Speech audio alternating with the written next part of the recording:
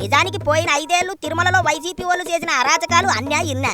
Declaration మీద సంతకం ఎట్టకుండా వెళ్ళి ఎవరికి నచ్చినట్టు వాళ్ళు చేశారు. అప్పుడు లేవని నోరు ఇప్పుడు లేస్తుంది. తిరుమలలో ప్రత్యేక దర్శనం టికెట్లను ఓ ప్రైవేటు ట్రావెల్స్ కు అమ్ముకొని కోట్ల రూపాయలు సంపాదించుకున్నది ఎవరు? ప్రత్యేక దర్శనం టికెట్లతో దందాలు చేసింది ఎవరు?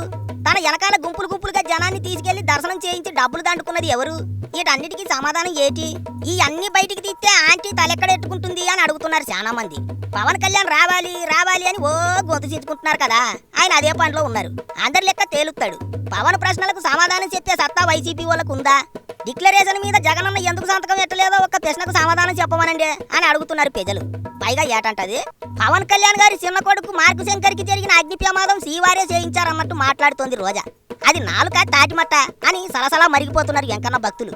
భక్తుల్ని దేవుడు ఎందుకు కట్టా చేస్తాడండి? అయినా పవన్ కళ్యాణ్ ఏటి చేశాడని ఆయన కట్ట జరిగిద్దని రోజా మాట్లాడింది అని అడుగుతున్నారు మరికొంతమంది.